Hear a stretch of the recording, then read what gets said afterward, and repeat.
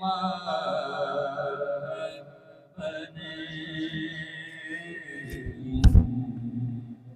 सदाए दे सरो सामान जहाँ पर बने सदाए दे सरो सामान जहाँ पर तेरी निगाह से रहे मदीना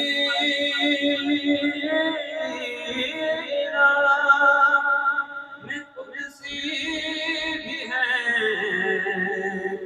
जबी मदीना में तुझसी भी है जबी हर ये आरज़ू है मेरी जान भी खाकिरा बने ये आरज़ू है मेरी जान। पहले इको थोड़ी सी कम हो जाएगी इसकी या इसके बगैर, क्योंकि वो मुझे इको का मसला आता है। मैं वो थोड़ा सा दूर रखें। मेरे बुजुर्गों भाइयों,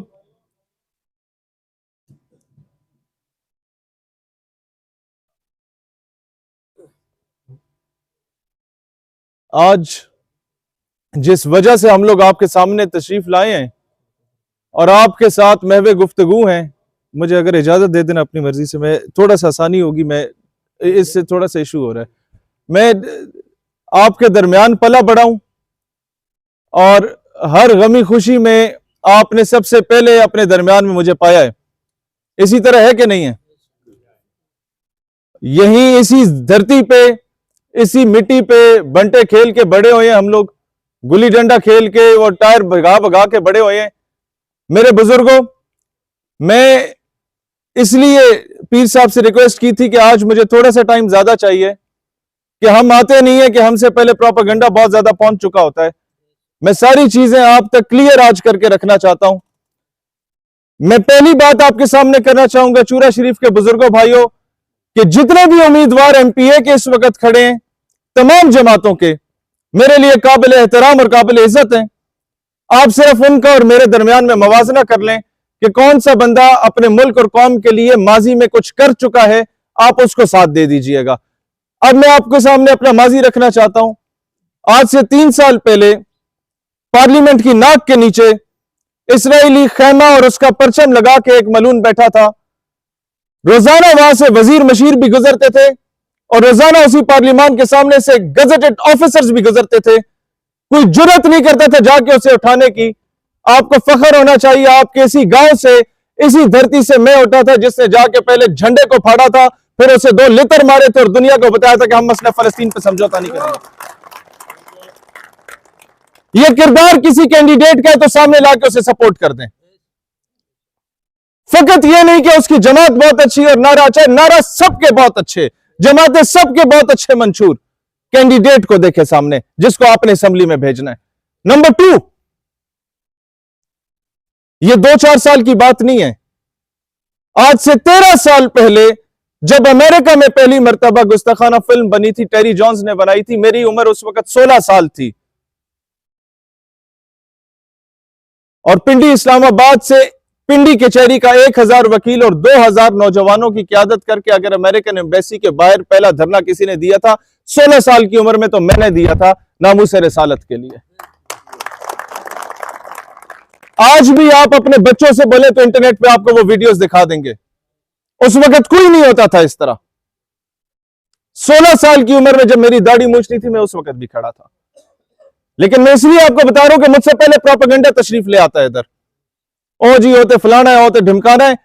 उन्हें बोलो आप मुझे दाएं बाएं के किस्से कहानियां ना सुनाओ, अपने कैंडिडेट को लाके बताओ कि वो एमपीए साहब जो खड़े हैं उन्होंने आज तक क्या ये खिदमत सर अंजाम दी हैं, या जो कहते हैं हमने कुर्बानियां दी हैं, बोलो अपनी कुर्बानी गिराओ। मैंने दहशतगर्दी का पर्चा झेला है, मैंने इश्तियाल अंगेजी का पर्चा झेला है, मैंने कार्य सरकार में मुदाखलत का पर्चा झेला है, मुझ में 4 शेड्यूल लगा है, मेरा आईडी कार्ड ब्लॉक हुआ, मेरे बैंक अकाउंट सीज हुए, मेरा पासपोर्ट सीज हुआ।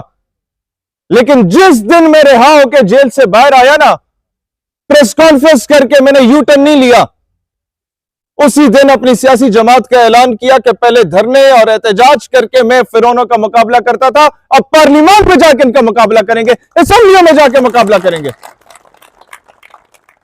ये जो हमने पॉलिटिकल पार्टी बनाई, इसका झंडा पाकिस्तान नजरियाती पार्टी का, ये 3 रंगों पर मुश्तमिल है। इसमें जो ग्रीन कलर है ये गुंबद खजरा शरीफ और पाकिस्तान के परचम की तर्जुमानी करता है, इसमें जो रेड कलर है ये शहदाए पाकिस्तान की तर्जुमानी करता है, और इसमें जो गोल्डन कलर है वो एक तरफ किबले अव्वल बैतुल मक़दस फलस्तीन की और दूसरी तरफ रोजा इमाम हुसैन की तर्जुमानी करता है कि हर दौर के यजीद से टक्कर लेंगे, हर दौर के फिरौन से टक्कर लेंगे, हर दौर की जाबिर और जालिम कुव्वतों से टक्कर लेंगे इंशाअल्लाह ताला। मेरे भाइयों, मुझे दुख इस बात का है कि हम एक इलाके के हैं, 3-4 किलोमीटर का फासला नहीं है आप में और मुझ में। भाई कोई चीज आपके कान में आती आके पूछो भतरिया जी ये गलत पे थी नहीं मां दसो ते सही।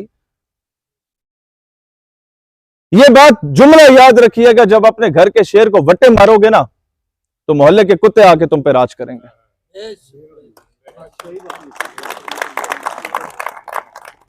मेरे बुजुर्गों, मेरे भाइयों, जिन जिन के पीछे हम भाग रहे होते हैं 75 सालों से, वो आपको पकड़ाई कभी नहीं देते। हमारे घर पे कभी ताला नहीं लगा होता, मैं नहीं भी होता तो मेरे वालिद होते हैं, वो नहीं होता तो कोई चाचा मामा लाजमी वहां बैठा होता है, कोई भाई कजन लाजमी वहां पे बैठा हुआ होता है। आप गाड़ी रास्ते में रोक के भी हमें बात कर सकते हैं कि जनाब वहां जी कितने पे बने हो।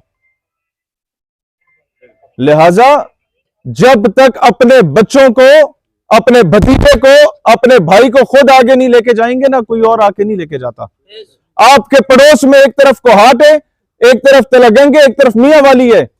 उस मियां वाली से जब इमरान खान उठा था ना, वो अच्छा या बुरा ये अलग डिबेट है, आप में से कईयों को पसंद होगा, कईयों को नहीं होगा। लेकिन भाई आप बुजुर्गों से पूछें, जो बुजुर्ग बैठे हैं, आप हंसते थे उस पर कि ये कभी भी वजीर आजम नहीं बनेगा, लेकिन क्या कभी इमरान खान मियां वाली से हारे?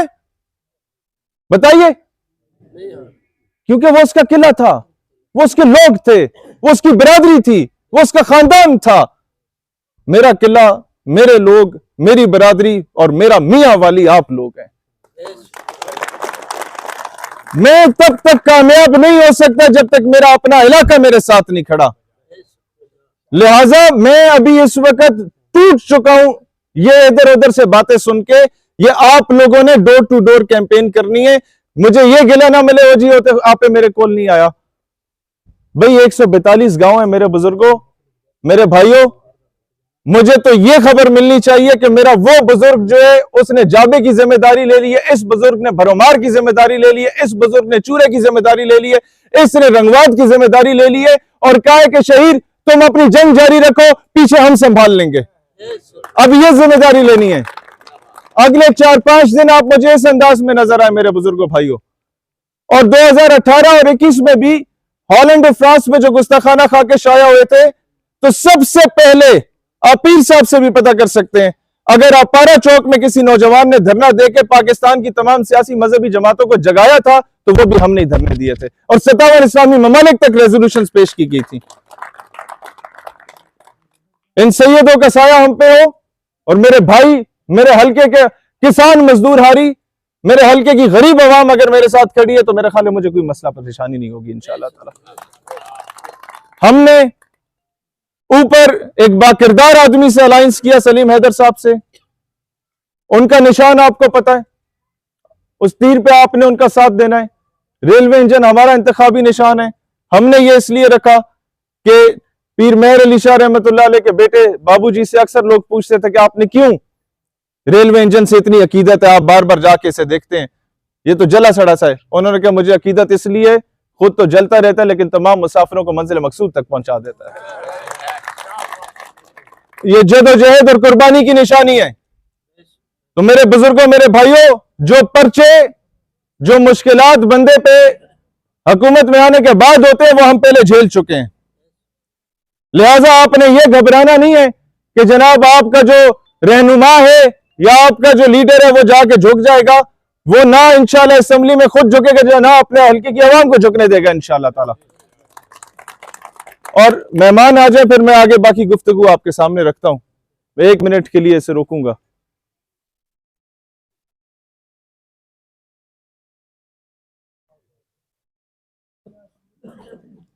क्या हुआ?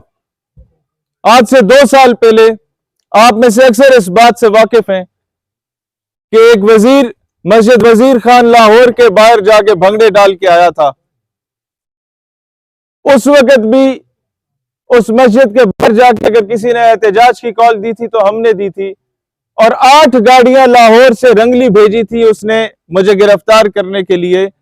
2 दिन बाद जब मैं कैंप जेल लाहौर से आया ना, हमने तब भी प्रेस कॉन्फ्रेंस नहीं की थी, ना ही थाने में जाके नारे पार लगा लगा के और थाने में जाके ये लिख के दिया था कि साजत ताल्लुक कोई नहीं।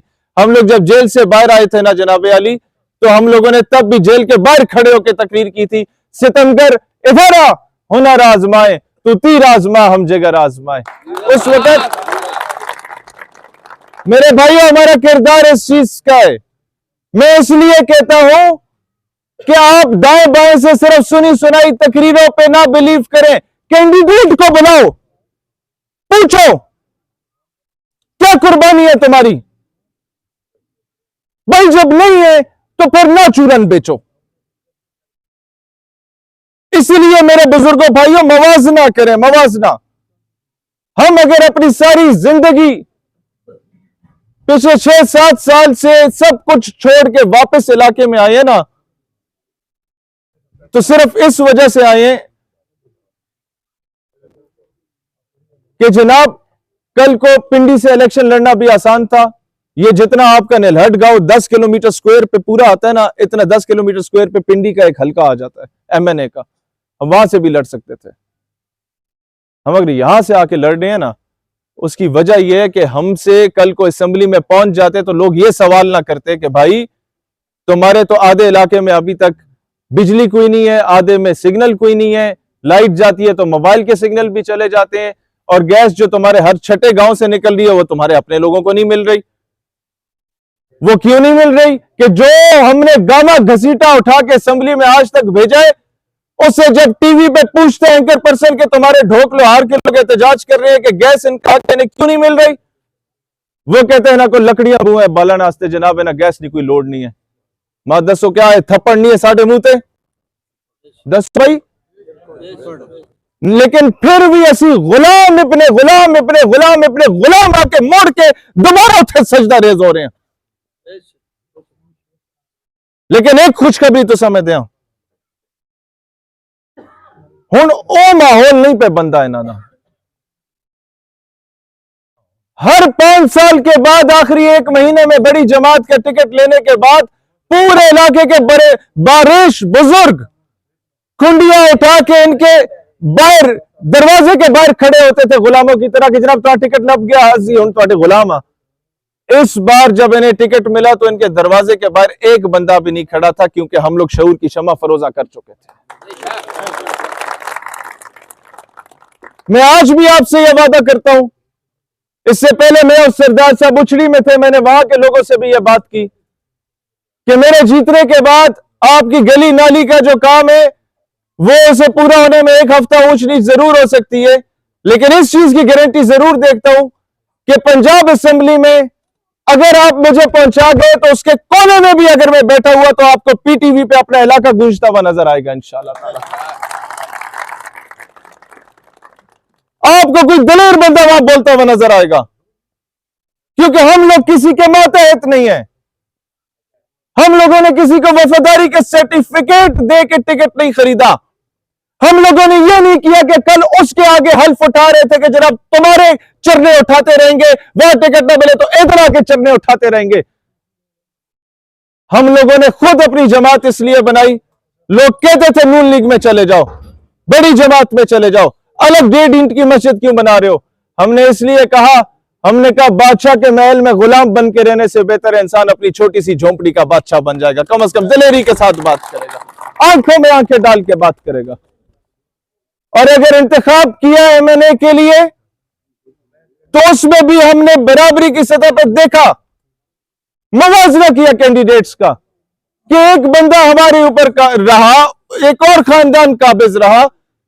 जब वो कुछ नहीं दे पाया तो यार आप ये तो देख लो कि एक बंदा जो 7 वाली तहसील में जब कुछ अरसे के लिए वजीर रहा था तो अपने चवन गांव में वो गैस दिलवा गया था, शायद इधर भी आके दिलवा देगा।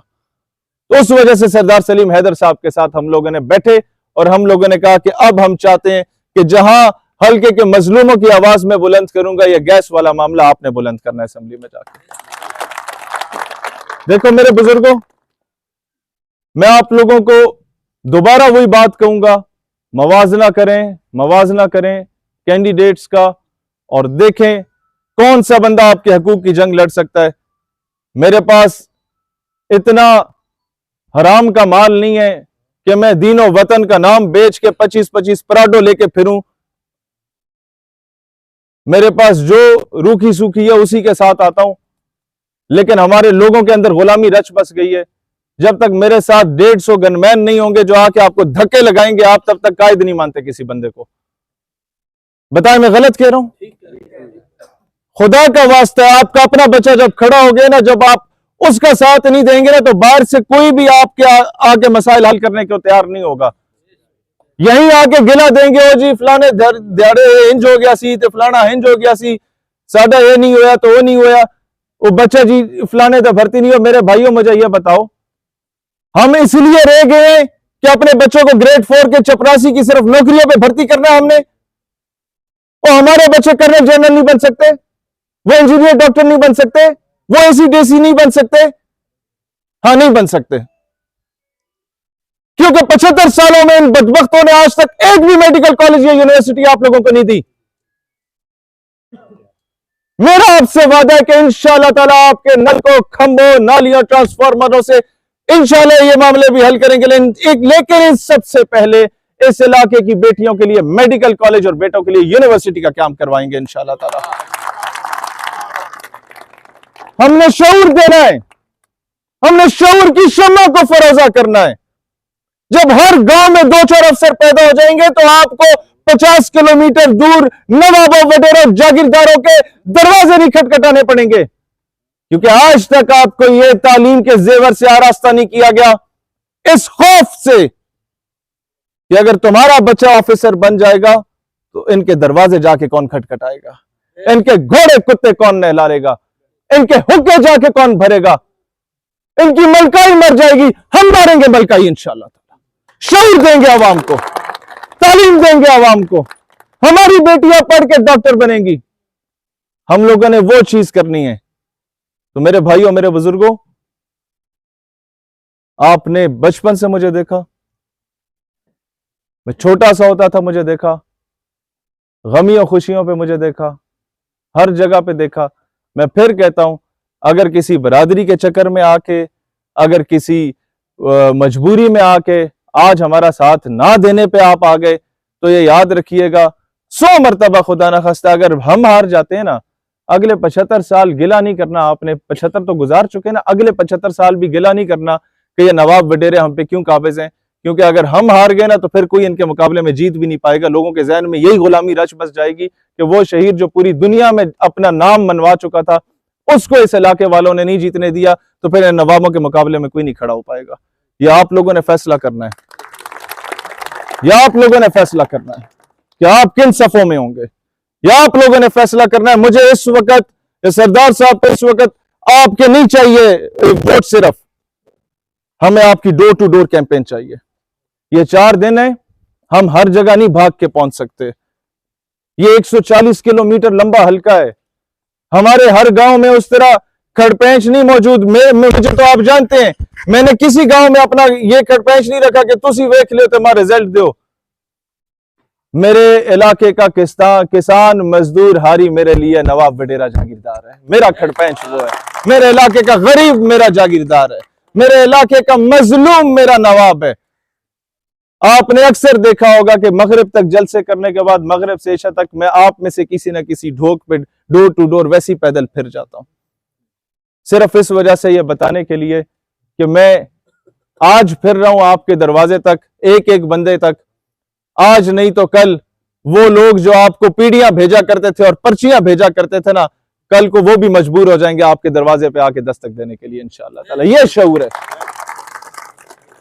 लिहाजा आगे आपकी मर्जी है, साथ दें तो भी बहुत मेहरबानी, ना दें मेरा काम फिर भी अजान देना है, मैं अजान देता रहूंगा। मेरा काम फिर भी जंग लड़ना है, मैं जंग लड़ता रहूंगा। मेरा काम फिर भी जद्दोजहद करना मैं करता रहूंगा, क्योंकि मैं आने वाली किताबों में जिंदा रहना चाहता हूं और आने वाली नस्लों को मैं चाहता हूं कि हम इस काबिल हो जाए और वो काम कर जाएं कि आने वाली नस्लें माए अपने बच्चों के नाम हमारे नाम से मंसूब करना शुरू हो जाए। हम लोगों के किताबों में जिंदा रहें, लोगों के दिलों में जिंदा रहें। तो जद्दोजहद तेज करें। सिर्फ एक बात पे जो भी प्रोपेगेंडा करे, हर घर जाएं, उन्हें के कैंडिडेट का मवाजना करो। बताओ ये 28-29 साल का नौजवान और वो 50-60 साल के जो बुजुर्ग हजरात हमारे काबिल एहतराम, उनमें उनके बाप दादा एमएनए एमपी रहे, उनके चाचे मामे एमएनए एमपी रहे, उनका मवाजना शहीर के साथ कर लो। ये तो काउंसलर भी नहीं रहा, फिर भी जो काम इसने अपने मुल्क और मिल्लत के लिए किया और जो उन्होंने किए, दोनों को तराजू के पलड़े में रख दो, आपको हमारा पलड़ा फिर भी भारी नजर आएगा इंशाअल्लाह ताला। लिहाजा हम ये आखिरी बात मैं आपको बताऊं, मैं इधर चूरा शरीफ में खड़े होके अमेरिका मुर्दाबाद बोलूं, कोई फर्क नहीं पड़ेगा अमेरिका की सेहत पे। मैं रंगली में खड़े होके चौक पे खुद तरफ के नारा लगा के भी अगर अमेरिका को मुर्दाबाद कहूं, नहीं किसी की सेहत पे फर्क पड़ेगा। ना लंगर में खड़े होके मैं करूं या आगे भरोमार में या जंड में खड़े होके करूं, फर्क पड़ेगा। लेकिन उसके सफीर के सामने कोई जाके दलेरी से बात करेगा, शायद फर्क पड़ जाए। आज अपना मोबाइल निकालें, अपने बच्चों को बोलें, इस पे लिखो अमेरिकन एम्बेसी और आगे लिखो शहीर सियालवी। आपको 9 साल 8 साल पुरानी मेरी तकरीर मिल जाएगी अंग्रेजी की। अमरीकी सफारत खाने के प्रोग्राम में अमरीकी सफीर के सामने अगर किसी ने दलेरी के साथ फलस्तीन से लेके कश्मीर के मजलूम मुसलमानों की आवाज बुलंद करके अमरीका को दहशतगर्द रियासत डिक्लेयर किया था, तो मैंने किया था, उनकी जुबान में किया था। और उस वक्त ये 2015 की बात है, जब फ्रांस में, ये 4 साल पहले नहीं, 2015, 9 साल पहले फ्रांस में चार्ली हेब्डो नामी मलून ने गुस्ताखाना खाके शाया किए थे। उस वक्त जब नामूसे रिसालत के टॉपिक पे मैं आया ना, दौरान तकरीर अंग्रेजी की तकरीर करते हुए, तो मेरा जुमला मैं आपको ट्रांसलेट करके बताऊंगा, उसका तर्जुमा। मैंने अमरीकी सफीर की तरफ देख के कहा था कि dear excellency, let me to express the extent of my views in my national language because your bloody English linguistic cannot absorb my emotions। कि मामला मेरे आका की हुर्मत और नामूस रिसालत का है, लिहाजा हुन जेड़ी गल मैं करूंगा अपनी कौमी जुबान उर्दू च करूंगा, क्योंकि तुम्हारी घटिया जुबान मेरे जज्बात की तर्जुमानी नहीं कर सकती। ये चीज ऑन द रिकॉर्ड है, ये आज आप सर्च करें आपको यूट्यूब पे मिल जाएगा। मेरे भाइयों, जो बंदा यूनिवर्सिटी के 3रे सेमेस्टर में हो ना, जिसको जहन में ये चीज हो कि अगर इस तरह की बात करेगा तो यूनिवर्सिटी से निकाल दिया जाएगा, लेकिन फिर भी वो बात करता है, तो वो बंदा असेंबली में जाके भी बात करेगा, वो आलमी फोरम्स पे भी जाके बात करेगा। लेकिन उस आलमी फोरम्स पर जाने के लिए पहला जो सीढ़ी है वो इस असेंबली तक पहुंचना है। मेरा मकसद सिर्फ ये इलाका नहीं है, मेरा मकसद पूरे पाकिस्तान का हर मजलूम है। मेरा मकसद पूरी उम्मत मुस्लिमा के लिए आवाज बुलंद करना है, लेकिन उसके लिए पहली सीढ़ी यहां है कि वहां जाके मेरी आवाज तो सुनी जाए। उस पीटीवी के जरिए हर ढोक ढब्बे तक मैं सुना तो जाऊं, मेरा मौकफ तो आवाम तक पहुंच जाए। लेकिन इसके लिए कोई रुकावट नहीं है, ना अमेरिका रास्ते में आ रहा है, ना बरतानिया रास्ते में आ रहा है, ना इसराइल रास्ते में आ रहा है। मेरी तस्वीरें मेरे अपने लोग जला रहे हैं, मुझसे नफरत मेरे अपने लोग कर रहे हैं, मुझे गालियां मेरे अपने लोग दे रहे हैं, क्योंकि उनके और जो लोग इसी चीज का प्रचार करते हैं वही प्रोपेगेंडा कर रहे हैं। मेरे भाइयों, जब तक ये करोगे, फिर ये वो एक बड़ी मशहूर मिसाल है कि तुम्हारे मुल्क पे फौज ने तो हुक्मरानी करनी है, तुम्हारी अपनी फौज ना सही तो किसी और मुल्क की फौज सही। तो यही बात है कि अपने घर के शेर को वटा मारोगे तो मोहल्ले का कुत्ता तुम पे काबिज रहेगा। फिर ना कहना कि जनाब शौकत अजीज क्यों आके हुकूमत कर लेता है, फिर ना कहना कि गुजरात वाले आके क्यों हुकूमत कर लेते हैं। वो इसलिए कर लेते हैं कि आपके अंदर अपने घर से कोई बच्चा उठता है तो आप कहते हो नहीं नहीं नहीं, तो हाँ तो पता ही कोई नहीं है। असा तो वो बंदा चंगा लगता है जेड़ा जिसदा नौकर गार्ड आके सानू पहले धरूक के परे सटे तो ओदे बाद जनाब साडे नाल कोई 2 उंगलियां नाल आके सलाम करे। खुदा का वास्ता है, जब तक आपके नुमाइंदे आपकी तरह के नहीं होंगे ना, आपके दरमियान में से नहीं होंगे, आपके हकूक की जंग कोई नहीं लड़ सकता। खुद सोचें, खुद फैसला करें। अल्लाह ताला दीन इस्लाम और वतन अजीज पाकिस्तान का हामी और नासिर हो। पाकिस्तान हमेशा जिंदाबाद। मैं यहां भी वही बात करूंगा जो पहले की थी कि मुझे वोट करने से पहले मेरे बड़े भाई को वोट देनी है आपने, ताकि जो कमिटमेंट हमारी हुई वो हम पूरी करें इंशाअल्लाह ताला। बहुत शुक्रिया आप